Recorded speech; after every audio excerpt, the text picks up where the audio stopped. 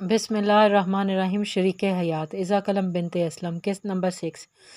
सामान समेट कर वो अब फारिग हुई थी। समेटा भी कहाँ था, पहले सारा देखा, फिर जो जिस जगह होना चाहिए इसे रखा। सही तरह बैग्स में रखने के बाद वो परेशान थी कि इन्हें रखे कहाँ। तो हैदर ने ही इसे अलमारी में अपनी जगह बनाने का कहा था। उसके बाद वो अपना काम करने लगी और सफ़ियान हैदर अपनी बातों में लग गए। वो उनकी बातें सुन रही थी। कई जगह सोचा भी कि कहे ये ऐसे नहीं ऐसे होता है, मगर फिर खुद ही सोच लिया कि एमी उनकी बात में मुदाखलत करे। ये भी उसकी एक खामी थी, वो चीज़ों को खुद ही सोच कर खुद ही नतीजे पर पहुंच जाती थी। सोफे पर लेट तो वो गई थी, मगर इसे नींद भी नहीं आ रही थी। हैदर भी जाग ही रहा था और सीधा लेटा छत को घूर रहा था। खामोशी से वो कभी दाएं जानिब करवट लेती, कभी बाएं जानिब। हैदर ने एक नज़र इसे देखा।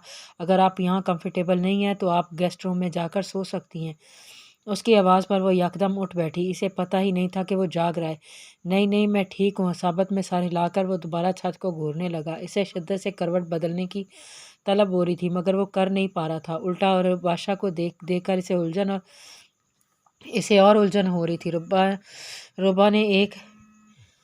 रुबा ने एक बार फिर करवट बदल ली थी। लगता है सारी रात करवटें बदलते निकल जाएगी। अचानक उसकी नज़र हैदर पर नज़र पड़ी। नींद तो इन्हें भी नहीं आ रही थी, मगर ये तो सीधे लेटे हैं। कुछ सोचकर वो उसकी जानिब आई। सुने, उसने गर्दन मोड़कर इसे देखा। जी, मैं आपकी करवट बदलने में मदद कर दूं? हैदर ने हैरत से इसे देखा। नहीं, मुझे ज़रूरत नहीं है। ऐसा नहीं हो सकता, इंसानी जिस्म एक ही पोजीशन में थक जाता है। आप भी थक गए होंगे। प्लीज़, मैं आपकी मदद कर देती हूँ। उसने उसकी जानिब हाथ बढ़ाए तो उसने रोक दिया। कहा ना, नहीं ज़रूरत, आप सो जाएं। और नींद आपको भी सोफे पर करवटें बदलने के बावजूद नहीं आ रही? सबका मसला एक जैसा ही होता है। मैं मदद कर देती हूँ, शायद आपको आ जाए। तो बताएं मुझे किस साइड करवट लेनी है आपको? हैदर ने चंद लम्हे इसे देखा। एक पल को तो वो इसे फरिश्ता ही लगी थी जो इंसानी नफ्सियात को समझती थी। बाएं जानिब उसने मुस्कुरा कर हाथ बढ़ाया। थोड़ी सी रुबाशा की मदद और अपनी कोशिश से वो करवट बदलने में कामयाब हो गया था। जैसे एक लम्हे को इसे सुकून मिल गया था। उसके होंठों पर मुस्कुराहट आ गई थी। Thank you. वो इससे कुछ शर्मिंदा भी हो गया था कि वो ये क्यों था। रुबाशा समझ सकती थी, कोई भी इंसान, कोई भी लड़का अपनी मुखालिफ जिन्स के सामने इस हालत में पुरसुकून नहीं रह सकता। वो हमेशा एहसास कमतरी में मुब्तला रहता है, और यही बात रुबाशा की मुस्कुराहट गायब कर गई थी। वो इससे शर्मिंदा था, वो इस पर बोझ है, इसलिए वो दुआ में मौत मांगता था। अंकल सही कहते थे, वो ज़िंदगी से नाउमीद हो चुका है। अच्छी लड़कियां हमेशा अपने शौहर के ताबे रहती हैं। उसके कानों में उसकी माँ के अल्फाज गूंजने लगे थे। अच्छी लड़कियां नामहरम से दोस्ती नहीं रखती, इन्हें सोचती नहीं है। ज़िशान का चेहरा उसके जहन में घूमने लगा था, जिसे वो झटकना चाहती थी। मैं अच्छी लड़की हूँ ना? कैसे अच्छी लड़की हो तुम रुबाशा? उसके अंदर से कहीं ये सवाल आया था जिस पर वो खुद दंग रह गई थी। अच्छी लड़कियां शौहर के ताबे रहती हैं, मगर तुम अपने हादसे को रोती रहती हो, अपनी किस्मत को रोती। हालांकि ये फैसला तो तुम खुद चाहती थी। तब नहीं मालूम था कि एक शख्स भी शामिल होगा ज़िंदगी में जो खुद दुखों का मारा है, जिसके ताबे तुम्हें रहना था। अच्छी लड़कियां नामहरम को नहीं सोचती हो। तुम जिस दिन से आई हो ज़िशान को सोच रही हो। एक पल को भी उसके बारे में सोचा जो इस बिस्तर पर लेटा? और मैं क्या सोचता हूँ, क्या बात करना चाहता हूँ, करना भी चाहता हूँ या नहीं? और अगर करना नहीं तो क्यों? तुमने पूछा नहीं, और तुम खुद को अच्छी लड़की कहते हुए वो खुद ही शर्मिंदा हो गई थी। सोफे पर बैठते हुए उसने एक नज़र हैदर को देखा, जो सो चुका था। उनकी नींद ना आने की वजह तुमने एक पल में ढूंढ ली, और अपनी वजह तुम अब तक नहीं ढूंढ पा रही हो। तुम्हें नींद क्यों नहीं आती? आनी चाहिए ना। तुम्हारा भाई, तुम्हारे घर में सब महफूज है। अब जिनके लिए तुमने ये सब किया था, तो फिर क्यों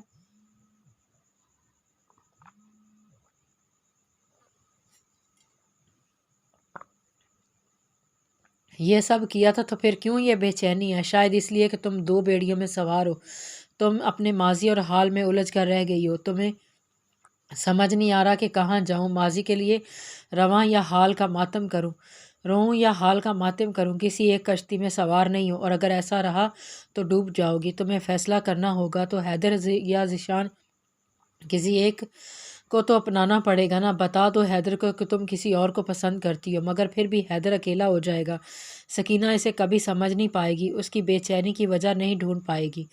उसके चेहरे को देखते वो लेट गई थी। गहरा सांस लेकर अल्लाह ताला को याद किया तो उनका जवाब याद आया, सब्र। इसे देखते नींद आने लगी थी। ए मेरे अहद, ए मेरी शारक के करीब, मेरी खामोश सदाओं को सुन। میرے دل کی ویرانی کو دیکھ، مجھ پر سکونیت اتار دے۔ بے چینی میرے جسم سے چیونٹیوں کی طرح چمٹ گئی ہے، میرے عہد، میرے لفظ خاموش ہے، زبان کنگ اور آنکھوں میں ٹھہری ہوئی نمی۔ مجھے میرے سجدوں میں اپنے قرب سے محروم نہ کر دے، اے صمد، مجھے نفس سے مطلب عطا کر، مجھے اپنی محبت میں مبتلا کر، میں دنیا کی خواہشوں سے آزاد ہونا چاہتی ہوں، مجھے آزاد کر، اے میرے عہد، میری شارک کے مکین، اے میرے اللہ جلالہ، اے میرے رب ذوالجلال والاکرام، مجھے اپنا بنا لے، تو ہی میرا وارث ہے۔ اس کی صبح کا آغاز ہمیشہ کی طرح اللہ پاک کے نام سے ہی ہوا تھا۔ دعا میں ہاتھ اٹھائے وہ اپنی بے چینیوں سے سکون چاہتی تھی۔ نماز کے بعد درود کا ورد کرتی وہ قرآن پاک نکالنے کے لیے ٹیبل کی جانب بڑھی تو حیدر ابھی تک سو رہا تھا۔ ساری رات وہ ایسے ہی لیٹا رہا تھا۔ ان کی تو گردن تھک گئی ہوگی۔ اس نے نرمی سے اسے سیدھا کرنے کی کوشش کی تو وہ بے چین ہو گیا، پھر وہ اسے سیدھا لٹانے میں کامیاب ہو گئی تھی۔ اسے ایسے دیکھ کر اسے دلی سکون ملا تھا، کیونکہ وہ ابھی تک سو رہا تھا۔ وہ قرآن پاک پڑھنے میں مصروف ہو گئی تھی۔ اس سے فارغ ہو کر اس نے باہر جانے کے لیے قدم اٹھایا ہی تھا جب دروازے پر ہلکی دستک ہوئی۔ اس نے وقت دیکھا، 6 بجے، اتنی صبح کون سو سکتا ہے؟ دروازہ کھلنے پر جو شخص سامنے آیا کھڑا تھا اس کے چہرے پر پریشانی واضح تھی۔ کیا ہوا انکل؟ اس کی بات کا جواب دینے کی بجائے وہ اندر آئے اور حیدر کی میڈیکل رپورٹس لے کر باہر چلے گئے۔ وہ حیرت زدہ تھی کہ اتنی صبح وہ کہاں جا رہے۔ 7-8 بجے تک سفیان آیا تو سامنے کا منظر اس کے لیے خلاف توقع تھا۔ وہ ابھی تک سو رہا تھا۔ حیدر سر، دو بار آواز دینے پر وہ بیدار ہو گیا۔ دھندلا سا سفیان کا چہرہ نظر آیا۔ سفیان نے اسے اٹھ کر بیٹھنے میں مدد کی۔ سر، آج اتنی دیر سے اٹھے ہیں، طبیعت تو ٹھیک ہے؟ معصوم کملائے سے چہرے پر مسکراہٹ آ گئی تھی۔ انسان دیر سے بیدار 2 وجوہات سے ہوتا ہے، ایک یا تو وہ بیمار ہو اور غنودگی میں اسے ہوش میں آنے دے رہی ہو، اور دوسرا جب سکون سے سوئے۔ میرا دوسرا والا کیس تھا۔ انگڑائیاں جمائیاں لیتے اس نے دروازے کی جانب دیکھا، جہاں وہ کل سے فریش اور پرسکون نظر آ رہی تھی۔ سادہ شلوار قمیض پر سر پر حجاب کیے وہ سنجیدگی سے ان دونوں کو دیکھ رہی تھی، جو ایک دوسرے کو سوالیہ نگاہوں سے دیکھ رہے تھے۔ آپی، میں جا رہی ہوں، بس یہ رکھنے آئی تھی۔ کپڑے الماری میں رکھ کر وہ مڑی ہی تھی جب حیدر کی آواز پر رک گئی۔ Thank you. آپ کا نام کیا ہے؟ میں نے نکاح نامے کے وقت غور نہیں کیا تھا۔ آج تیسرے دن وہ اس سے اس کا نام پوچھ رہا تھا۔ رباشا، اس نے مسکرا کر اصابت میں سر ہلایا۔ سفیان نے حیرت سے ان دونوں کو دیکھ رہا تھا، جن میں سے ایک باہر جا چکی تھی۔ رباشا، یہ کیسا نام ہوا؟ حیدر نے اس کے سر پر ایک چت لگائی۔ رباشا نہیں، رباشا۔ سفیان نے خفگی سے اسے دیکھا۔ ہاں تو اتنا اوکھا نام کیوں رکھتا ہے؟ نام یاد کرتے ہی صدیاں نکل جائیں۔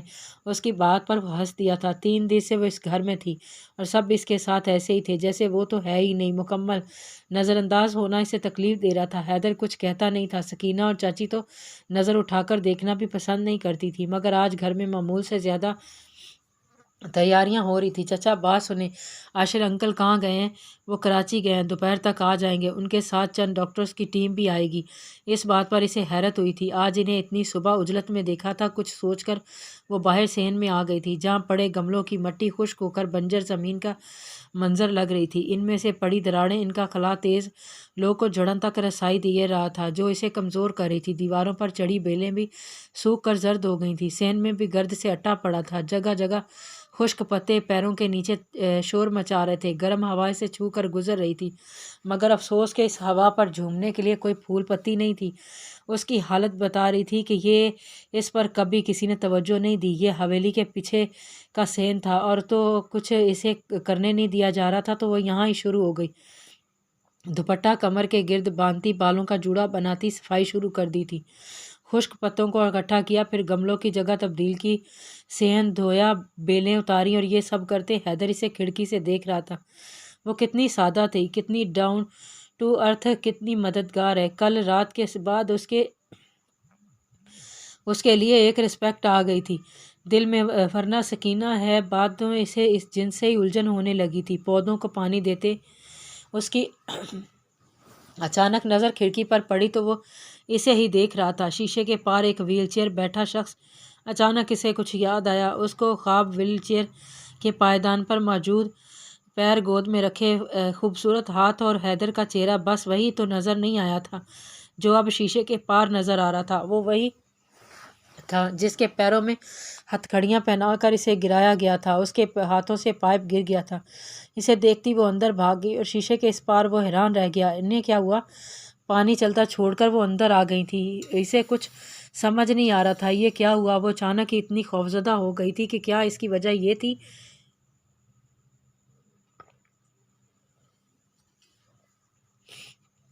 وہ اچانک سے اتنی خوفزدہ کیوں ہو گئی تھی؟ اس کی وجہ یہ تھی کہ اسے حیدر کے پیروں میں پھینکا گیا تھا۔ کیا وہ اس کی غلام تھی؟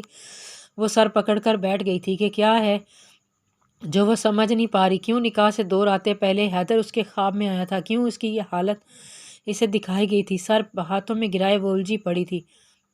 جب گاڑیوں کے رکنے کی آواز آئی، عاشر صاحب 3 ڈاکٹرز کے ساتھ اندر داخل ہوئے۔ ان کا رخ حیدر کے کمرے کی جانب تھا۔ نہ چاہتے ہوئے بھی وہ ان کے پیچھے چلی گئی۔ حیدر خود اپنے ارد گرد موجود ڈاکٹروں کو دیکھ رہا تھا، جن میں سے ایک اس کے پیر اٹھا کر دیکھ رہا تھا، انہیں بیڈ پر الٹائے دبے قدموں سے وہ باہر چلی گئی تھی۔ ڈاکٹر اس کی ریڑھ کی ہڈی کا جائزہ لے رہے تھے۔ حیدر، آپ کو کچھ محسوس ہو رہا ہے؟ مطلب فیل ہو رہا ہے؟ کوئی ہاتھ لگا رہا ہے؟ اس نے نفی میں سر ہلا دیا۔ ڈاکٹر نے ہیلپرز کو اشارہ کیا تھا، جنہوں نے اسے سیدھا کر دیا۔ بیڈ گراؤنڈ سے ٹیک لگائے وہ اپنے ارد گرد انجان بے فکر مند سنجیدہ چہروں کو دیکھ رہا تھا، جو کبھی اس کی ٹانگوں کو ہلا رہے تھے، کبھی ایکس رے دیکھ رہے تھے، کوئی رپورٹس میں سے پوائنٹ بتا رہا تھا۔ حیدر، کبھی کوئی درد ہوئی اس حصے میں؟ ایک دن ہوئی تھی، ناف کے قریب ہوئی تھی، تب بھی جلد پر کچھ محسوس نہیں ہو رہا تھا، مگر درد بہت ہو رہی تھی، اور اب تو ایسا لگ رہا ہے جیسے نچلا حصہ ساتھ ہے ہی نہیں۔ ڈاکٹر کا چہرہ اور بھی سنجیدہ ہو گیا تھا۔ اس نے سب کو باہر آنے کا کہا۔ عاشر صاحب ان کے پیچھے چلے تو اس نے ہاتھ پکڑ لیا۔ رک جائیں چچا، مت تھکائیں خود کو، اتنا مت بھاگیں۔ ان کے بازو سہلاتے وہ مسکرا کر انہیں دیکھ رہا تھا، اور حیدر کی یہ بات ڈاکٹر نے بہت غور سے سنی تھی۔ عاشر صاحب اسے سمجھا کر باہر آ گئے تھے۔ فہد، کیا ہوا؟ دیکھو حاشر، میں نے تمہیں پہلے بھی کہا تھا کہ بہت کم چانسز ہے کہ وہ چل پائے، آپریشن کامیاب ہو سکے، لیکن اگر آپریشن ناکام ہو گیا تو پھر کنفرم ہے کہ وہ کبھی چل ہی نہیں پائے گا۔ فہد، تم نے کہا تھا وہ ٹھیک ہو سکتا ہے۔ روبا بھی یہ سب سن کر رہی تھی۔ اسے بھی سوالیہ نگاہوں سے ڈاکٹروں کو دیکھا۔ کہہ تو رہا ہوں کہ وہ چل سکتا ہے اگر آپریشن کامیاب ہو گیا، مگر صرف 5% چانسز ہے، اور 95% چانسز میں ناکامی کی عاشر رسک ہے۔ آپریشن کے علاوہ کیا علاج ہے؟ ان دونوں نے روبا کو دیکھا، جس نے یہ سوال کیا تھا۔ آپ کون؟ میں حیدر کی وائف ہوں۔ ڈاکٹر نے اصابت میں سر ہلایا۔ دیکھیں، دوسرا علاج تو میڈیسنز، ایکسرسائز ہی ہیں، مگر اس میں بھی شور نہیں وہ ٹھیک ہوگا۔ مریض کو ٹھیک کرتی ہے اس کی ٹھیک ہونے کی کوشش، جسے ول پاور کہتے ہیں، جو حیدر میں ختم ہو چکی ہے۔ وہ نا امید ہو چکا ہے، مایوس ہو چکا ہے، وہ موت مانگتا ہے۔ روبا نے زیر لب کہا تو ڈاکٹر فہد چونک گئے۔ کیا کہا آپ نے؟ وہ آئی ایم سو سوری، کچھ نہیں۔ اسے صحیح نہیں لگا تھا یہ بات انہیں بتانا۔ آپ نے کہا وہ موت مانگتا ہے، یعنی وہ امید چھوڑ چکا ہے۔ اگر تو اس کے اندر ول پاور بڑھ جائے، وہ زندگی جینے کی تمنا کر لے، تو ہو سکتا ہے ایک وقت ایسا آئے کہ وہ ٹھیک ہونے لگے۔ باقی اس کا علاج تو چلتا رہے گا، مگر اس سے زیادہ آپ کو برداشت کرنا ہوگا مسز حیدر۔ وہ چڑچڑا بھی ہوگا، تنگ بھی آئے گا، آپ سیٹ بھی ہوگا، غصہ بھی ہوگا۔ اسے ہر پل کسی نہ کسی کی ضرورت رہے گی، کیونکہ وہ ٹوٹلی کسی پر ڈیپینڈنٹ ہو چکا ہے۔ یہ بات بھی اسے پریشان کرتی ہے، تو پلیز کوشش کرے گا انہیں ہرٹ نہ کریں۔ باقی چوائس آپ کی ہے۔ اگر تو آپریشن چاہتے ہیں آپ لوگ تو مجھے بتا دیجیے گا۔ ڈاکٹر فہد اور عاشر دونوں ہی ڈائننگ ٹیبل کی جانب بڑھ گئے تھے، جہاں ٹیم کے لیے کھانے کا انتظام کیا گیا تھا۔ آپ کو برداشت کرنا ہوگا مسز حیدر، انہیں ہر پل کسی نہ کسی کی ضرورت رہے گی۔ آپریشن اگر ناکام رہا تو کنفرم ہے وہ کبھی بھی چل نہیں پائیں گے۔ ڈاکٹر کے الفاظ اس کے کانوں میں گونج رہے تھے، خواب اس کی آنکھوں کے سامنے چل رہا تھا، وہ اس کے قدموں میں گری تھی۔ وہ نا امید ہو چکا ہے، مایوس ہو چکا ہے۔ ایسی زندگی سے تو موت اچھی ہے۔ آپ کو حیدر کو زندگی کی طرف لانا ہے، یہ اب آپ کو سوچنا ہے یہ کیسے کرنا ہے، نرس بن کر یا شریک حیات۔ پہلے خواب اور اب یہ سب سوچ کر وہ اور ڈر گئی تھی۔ حیدر بھی سفیان کی مدد سے باہر آ گیا تھا، جسے دیکھ کر وہ سب خاموش ہو گئے تھے۔ زبردستی کی مسکراہٹ کی اوٹ میں تناؤ بھرا ماحول تھا۔ حیدر سب جانتا تھا، وہ سب صرف اس کے لیے نارمل دکھا رہے تھے، خود کو اس کے سامنے اس کے لیے سر جھکائے مسکرا رہا تھا۔ ادھر روبا کو اپنا آپ ہلکا کانپتا محسوس ہو رہا تھا، اس لیے وہ صحن میں آ گئی۔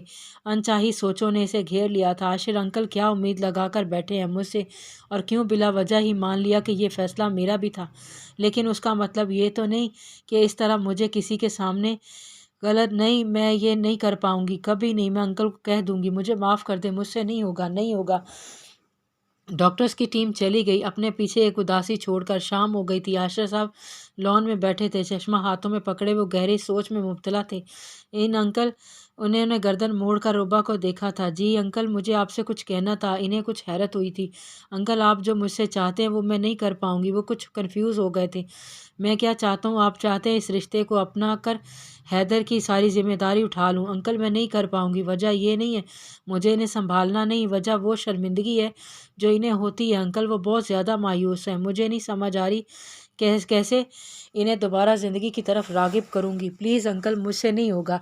मैं हैदर को नहीं संभाल सकती। मुझे हैदर से तलाक चाहिए। अंकल प्लीज़, आप बख्तू की जगह मुझे अरेस्ट करवा दें, पर प्लीज़ इतनी बड़ी सज़ा ना दें। मैं सारी ज़िंदगी उनकी ग़ुलामी नहीं कर पाऊँगी। मैं ख़ुद को नहीं संभाल पाती। इन्हें कैसे? वो बहुत बड़ी ज़िम्मेदारी है। Uncle please. आशिर साहब इसे देखते ही रह गए जब नज़र पीछे हैदर और सफ़ियान पर पड़ी। हैदर, रोबा ने अपने पीछे देखा तो गड़ों में गिर गई थी।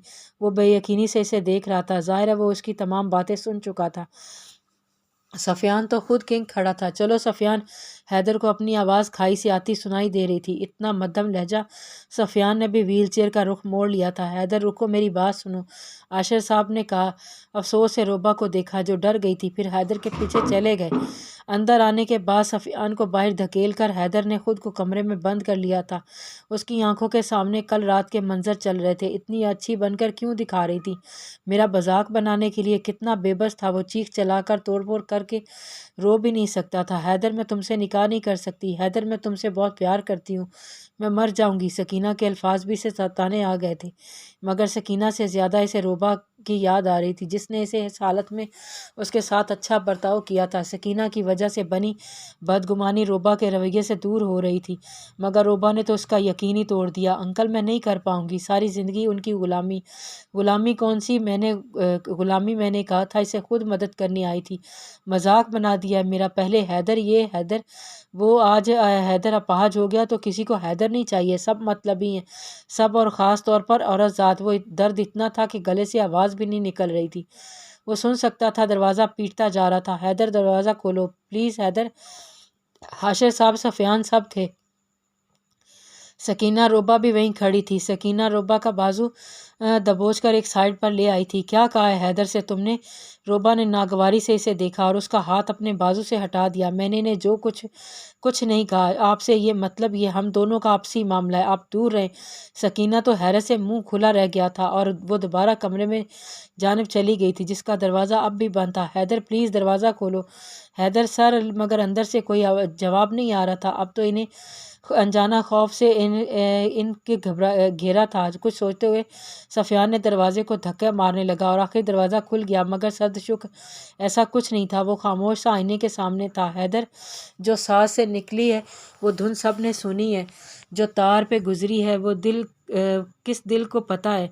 उसके अल्फाज ने रोबा पर गड़ों पानी गिरा दिया था। मैं ठीक हूँ चचा, फ़िक्र मत करें। इतना कमज़ोर नहीं है कि चंद लोगों की बातों से टूट कर बिखर जाऊँ। जिसे जो चाहिए वो मिल जाएगा। बेफिक्र है, मैं किसी पर अपना आप थोपूंगा नहीं। और चचा, आप भी खुद को मत थकाएं। क्यों कर रहे हैं आप ये सब? आपको लगता है अब आप अपना वादा निभा रहे हैं? और सोचो मुझे कितनी तकलीफ़ होती होगी। मुझे बुरा लगता है चाचू जब आप लोगों की बातें सुनते हैं, जब आप सब आपको मेरे लिए इनकार करते हैं, जब आप डॉक्टर्स के पीछे धक्के खाते हैं। चाचू प्लीज़ बस कर दें, बस। वो नरमी से उनका हाथ पकड़े वो ज़ब्त से बोला। रोबा की नज़रें ज़मीन में गड़े रह गई थी, गड़े में गिर गई थी। मैं आपसे वादा करता हूँ चाचू, मैं खुश रहूँगी, टाइम से मेडिसिन लूँगा। सफ़ियान भी जाना चाहता है तो इसे भी भेज दें। सफ़ियान ने हैरत से देखा। मुझे कहीं नहीं जाना। मुंह बनाकर वो उसके पास ही खड़ा हो गया था। जिसको जाना है वो जाए। इसने गुस्से से रुबाशा की तरफ देखा, जो सर झुकाए कमरे से बाहर चली गई। आशिर साहब तो बिल्कुल ही खामोश हो गए थे। हैदर को बेड पर शिफ्ट करने के बाद वो बाहर आए तो उंगलियों को मरोड़ती वो वहीं खड़ी थी। अंकल, वो सामान बांध लें, कल सुबह आपको अपने घर जा रही हैं। इसने शर्मिंदगी से आंखें बंद कर ली थीं। अंकल, वो माफ़ कर दिया आपको भी और आपके भाई को भी। समझ लूँगा कि अल्लाह ताला की आजमाइश है और आजमाइशों में बदले नहीं लिए जाते, सब्र किया जाता है। हम भी कर लेंगे, आप तैयारी करें, तलाक भी पहुँच जाएगी। आज फिर उसने खामोशी इख्तियार कर ली थी। आज फिर वो अपने ख्यालात नहीं समझ पाई थी, अपना डर नहीं समझ पाई थी। इसने एक नज़र बंद दरवाजे को देखा था। जारी है।